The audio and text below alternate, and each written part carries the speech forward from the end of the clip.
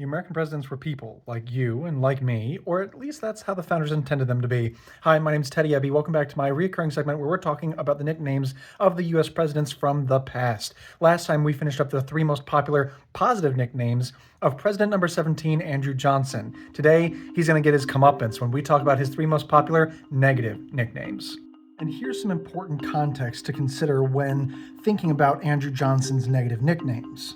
He was only a one-term president, and that first term began with the assassination of Abraham Lincoln. So much of his legacy is tied up in the end of the Civil War and stepping into the shoes of one of the greatest presidents of all time. And Samuel Arnold in traitorous and murderous conspiracy to kill then President Abraham Lincoln, Vice President Andrew Johnson, It may not come as a surprise to you, but I'm not exactly the biggest fan of Andrew Johnson, and neither was I a fan of the other Andrew in the White House prior to him, Andrew Jackson. Funnily enough, they both share a negative nickname when their critics would call them King Andy. While Andrew Jackson was more frequently called King Andrew, King Andy, kind of making it a little bit littler, was meant to demean Johnson in a very specific way. Both presidents were accused of, before, during, and after their tenure,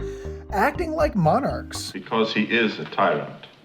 And it's easy to see in the historical record how it looked as though Andrew Johnson was pulling more and more power into the White House so that he could openly defy Congress and treat the norms of democracy as optional. Political satirists and cartoonists were particularly fond of this negative nickname, and in fact, a political cartoon portraying Johnson as a king appeared in Harper's Weekly rather frequently. Lincoln's Republicans, who controlled Congress at this time, were frustrated over Lincoln's own VP because the man, well, he vetoed so much of what they put on his desk. If you veto that bill, Mr. President, you're going to get a huge public reaction. It seemed as though every attempt at Reconstruction being guided as the Republicans had hoped it would was vetoed by Johnson. But Johnson himself argued that everything he was doing was perfectly constitutional, which technically it was. It will make it legal. So Congress, who felt that everything the president was doing was an overreach where he was trying to place himself above the law and certainly above Congress, had to use this negative nickname to kind of boil down this complex constitutional fight into something a little bit more punchworthy. But even as he was trying to defend himself, saying that he was just trying to hasten the return to a civilian government, the Republicans turned around with another insult, the second most popular negative nickname attributed to him, calling him the whitewasher of rebels. Many, not just those in Congress, argued that Johnson was far too quick to reinstate the South's ruling class after an honest Confederate rebellion seen in the Civil War. Union veterans and citizens alike howled in anger as they saw their president depicted in political cartoons pardoning ex-Confederates from lowly soldiers and generals all the way up to government officials who had voted for the initial rebellion. They are traitors, but also human. To many Republicans who had fought for guaranteed freedom for formerly enslaved people, it seemed like a slap in the face.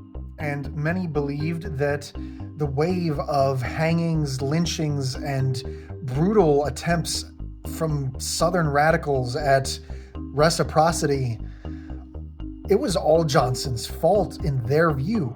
And again, Johnson and his administration fell back on that we're just trying to fit the Union back together. And that made many Union soldiers wonder what kind of Union they had been fighting for. The nickname may be harsh, but it is based somewhat in reality. But with this next negative nickname, we can see how Johnson was really getting blasted from both sides, with his third most popular negative nickname being the traitor. But he wasn't called that by the Northerners, primarily.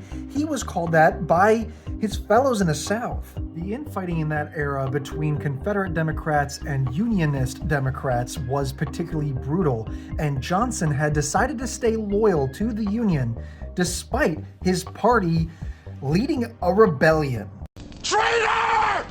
He was reviled as a traitor to Southern honor, unlike those like Robert E. Lee, who, even though Lee had been offered a position as a general for the Union, had declined, saying that he could not, in good conscience, fight against the men of his own state.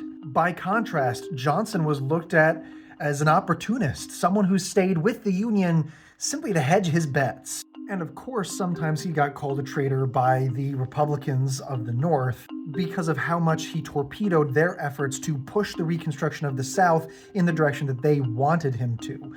But make no mistake, Johnson was no Confederate commander or sympathizer.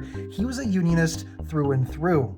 And that made him a traitor to both sides in certain ways. And all of these negative nicknames would come to a head when Congress would get fed up and impeach him, making Andrew Johnson the first president in U.S. history to be impeached. But the details on that deserve their own video, and he for sure was not the last president to be impeached. But for now, my name's Teddy Ebby. These have been the 3 most popular negative nicknames of President number 17, Andrew Johnson. Join me next time as another general enters the White House in President number 18, Ulysses S. Grant.